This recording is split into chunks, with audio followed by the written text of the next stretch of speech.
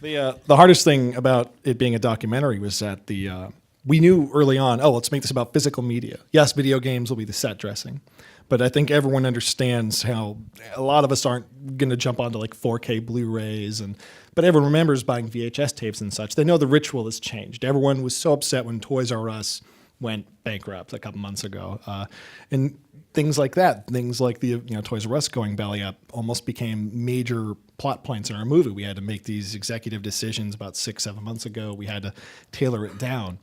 But we wanted to keep it wide. We wanted to keep it accessible. We wanted to make it more than just video games. But just every few months something would break in the industry, and it became really hard to pin down, like, when is this done? Like, when can we like let this set sail?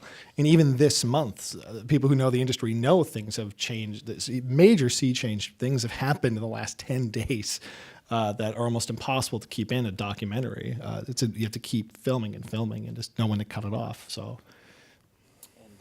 Yeah, I'd say the one thing that made it easier to make the film and something where everything's changing is we knew from the beginning, just meeting people at game stores when we started going to originally, that I've been asked like what the movie's about, and I say it's a movie about technology and society and how it evolves, but we knew that it had to be a human story because we're getting the story told from the ground level by everybody who runs these stores, who makes these games.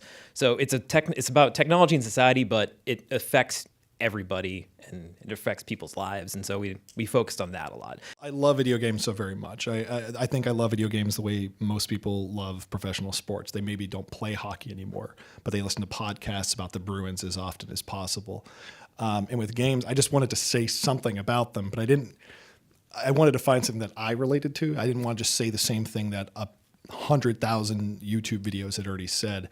And yeah, no one was talking about the tangible aspect of this industry, like the presence of it, the ability to have something in your hands or communicate with people. And it was sort of the cross-pollination of talking about tangible ownership, which admittedly wasn't the sexiest topic. We had to find a way to make it a little more entertaining. It was the cross-pollination of that and people's ability to work locally, kind of on the decline these days. That I was like, that's it. Like that's where these intersect, and that's where there's a unique way to talk about video games here in a way that's accessible beyond just hardcore enthusiasts. So the question was, how do we find the shop owners? I lived in Salem for a few years, and I've gone to Salem every Halloween since I was 16. I love that town to a fault. And I just started basically going to that. Every morning I'd wake up before work.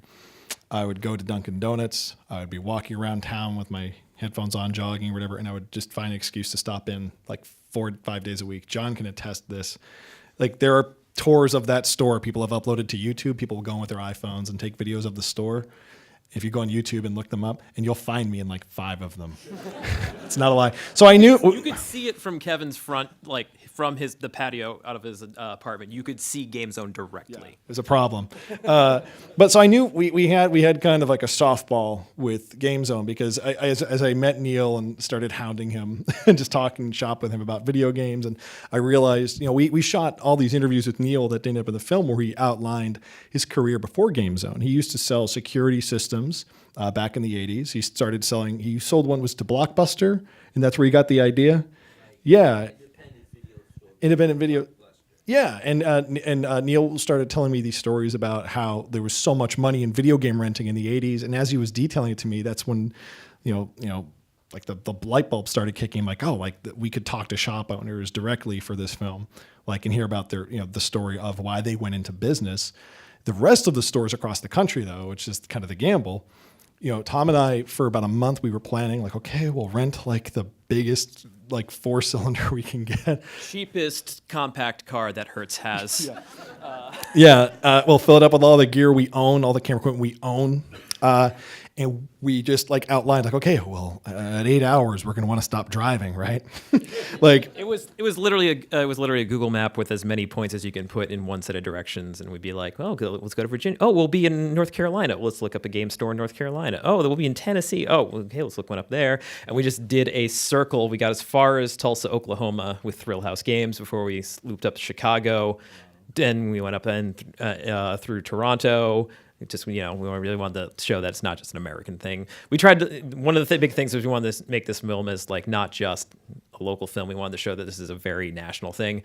And then eventually, once we crowdfunded our film, we had a very successful crowdfunding campaign. We started affording airfare. We went to Portland, Oregon, San Diego, back to North Carolina.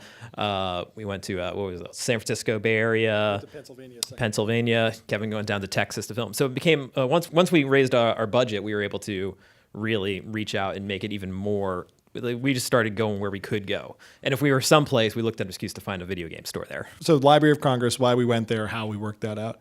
When we were talking about the themes of the movie, the big one was like, okay, like going into business for yourself, like small independent business. That's like the big one. Physical media is the second one. And under physical media, we just started talking about like, well, what really gets lost beyond, oh, I want to collect these things. Oh, I like these things. And we talked about, the integrity of archival, right? Like, the integrity of archiving things and having access to them. So we thought, well, what's like the best library we could go to? All right, Library of Congress. So I just went to Google, put in video games, Library of Congress, and I found David Gibson, who worked there, who had recently done an interview about some abandoned Duke Nukem game for PSP he found. I called him up. He was more than happy to have us. It was a wonderful interview. So much cut with him talking about he and his wife saving up to buy Grand Theft Auto 3 for Thanksgiving one year. Just because they wanted to show their parents and mortify them. But no, that's where the Library of Congress came in. We wanted to show the academic angle. The question is emulation. Is it preservation? We shot with Frank Cifaldi from the Video Game History Foundation 90 minutes on emulation.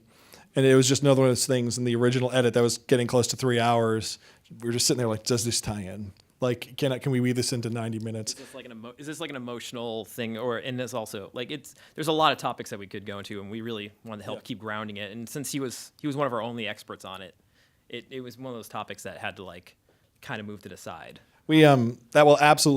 That interview is going to be made available at some point. A lot of them will be. Some of them are going to be made available over the next few months to our backers on Indiegogo. Others will be put on the Blu-ray and all that.